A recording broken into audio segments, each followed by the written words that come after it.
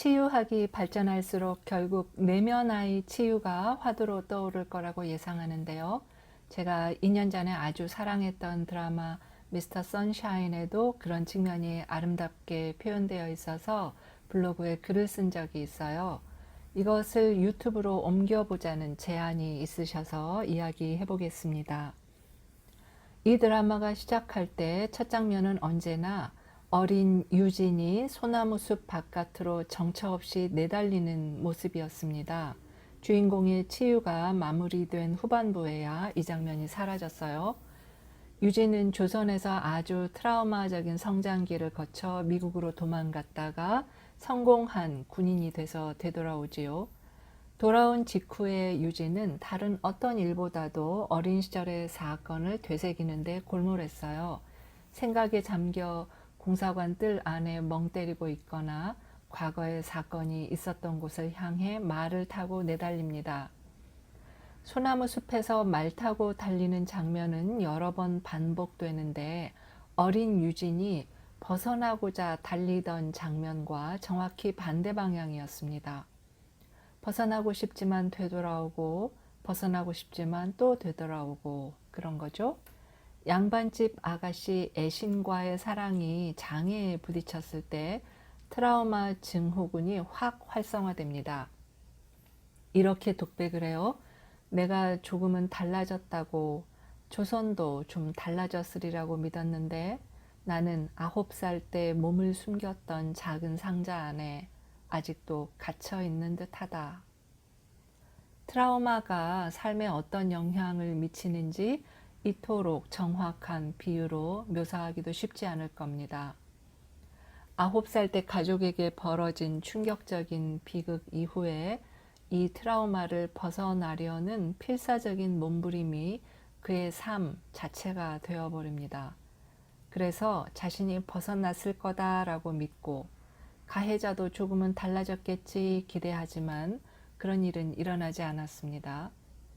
물론 상처 자체는 잠재의식 안에 깊이 묻혀 있어요. 그러나 상처가 끝없이 윙윙 울려대기 때문에 그 주위를 맴돌게 됩니다.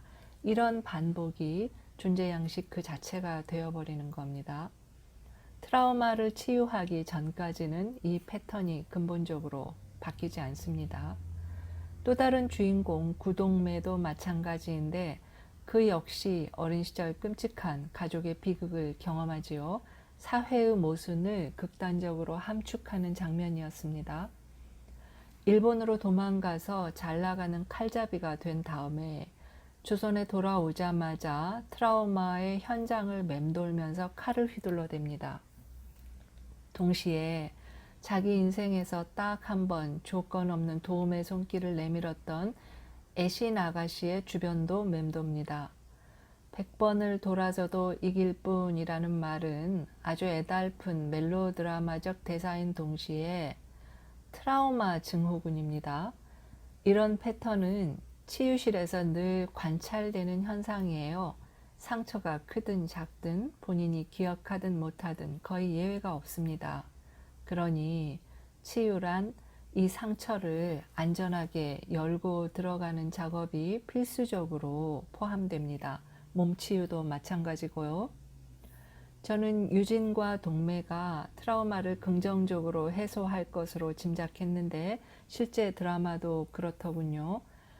어린 시절의 경험 때문입니다. 치유학 연구자들에 따르면 어려운 환경에서 성장했거나 극심한 트라우마를 겪은 어린이들의 삶을 추적 조사했을 때 성인기에 긍정적인 방향으로 살아내는 사람과 그렇지 못한 사람으로 나뉘는데 그 차이는 단 한 가지, 어린 시절에 한 번이라도 사랑의 손길을 경험했느냐에 달려있다고 합니다. 유진과 동매에게는 다행히 그런 경험들이 있었던 거죠. 이 드라마에는 또 다른 중요한 치유 원리들도 잘 표현되어 있어요. 우선 상처를 정면으로 직시하려는 당사자의 의지와 용기가 반드시 선행되어야 한다는 것입니다. 두 번째로 가해자의 정체와 그 내용이 구체적으로 언급되어야 한다는 점입니다.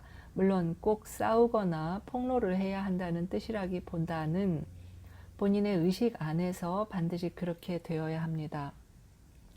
셋째, 사랑과 조건 없는 지지를 줄 수 있는 조력자가 필요합니다. 치유 쪽에서는 힐러가 그런 역할을 하겠죠. 유진과 동매는 정확히 이런 과정들을 거칩니다. 드라마에서는 폭력을 포함한다는 것이 실제 치유와는 다른 면이긴 하지만 현실적인 치유 현장에서도 거친 사랑, 터프 러브의 방법론이 필요할 때가 많아요.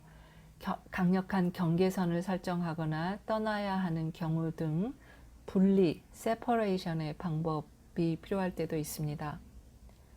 또 주인공 두 사람에게는 치유의 조력자들이 있어요. 유진의 경우 마음이 다시 다치려고 할 때 도공 은산이 자고 가라 하면서 방에 군부를 떼주는데 이때 유독 어린애처럼 서럽게 울어요. 마음이 녹아내리는 거죠. 유진의 회복의 결정적인 사건은 애신과의 사랑입니다. 그렇긴 한데 여기서 주의할 점은 연애가 치유를 보장할 거라는 기대는 아주 위험하다는 점입니다. 애인이나 배우자는 치유가가 아닙니다. 자칫하면 서로의 상처를 핥히고 증폭시킬 뿐이죠.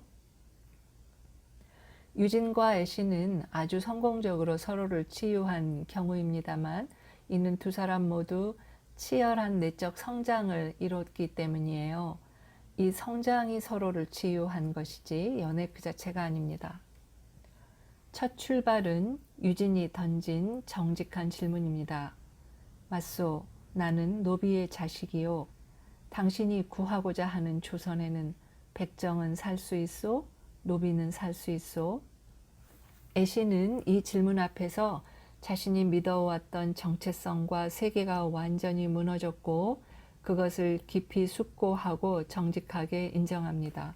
이 과정을 거쳐 둘은 깊은 일치를 이룹니다. 요약하자면 자신을 직시하고 서로의 차이를 있는 그대로 허용하고 존중하며 과거의 비탄에 매여 원망을 반복하지 않고 미래를 두려워하느라 걸음이 마비되지 않고 현재에 충실한 채 삶을 기뻐하며 창조할 수 있게 되는 겁니다. 이것이 현재를 치유함으로써 과거와 미래를 바꾸는 치유 작업의 비결이자 강력하고 아름다운 힘입니다. 이런 작업은 한국 사회의 역사적 집단적 상처를 치유하는 데에도 반드시 필요합니다. 이 드라마가 독립운동, 과거사를 다루는 데 있어서 진일보한 관점을 보여준다고 평가할 수 있는 이유입니다. 동매의 경우 상처가 더 복합적인데 깊은 죄의식과 수치심이 훨씬 더 강하게 묻어 있죠. 왜냐하면 자기에게 조건 없는 도움의 손길을 내민 애신에게 호강에 겨운 양반 계집애라며 말로 난도질을 했어요. 그런데 이런 모습이 훨씬 현실적일 수 있습니다. 상처 입은 사람에게 사랑의 손길을 내밀었을 때 순둥순둥 반응하면서 치유될 거라고 기대한다면 순진한 환상입니다. 치유 과정에서는 이런 상처들이 힐러에게 투사돼요. 그래서 힐러 자신이 스스로를 치유하고 끝없이 성숙시켜 나가지 않는다면 서로 얽혀서 상호종속 관계에 맴돌거나 감당하지 못하고 나가 떨어지게 되겠죠. 동매와 애신이 결국 화해를 했는데 그 이유는 동매가 자신의 죄의식을 직시했고 애신 역시 자신의 한계를 성찰했고 표현했기 때문입니다. 아, 미스터 션샤인 추억 돋네요. 오늘은 여기까지 하겠습니다. 또 만나요. 안녕.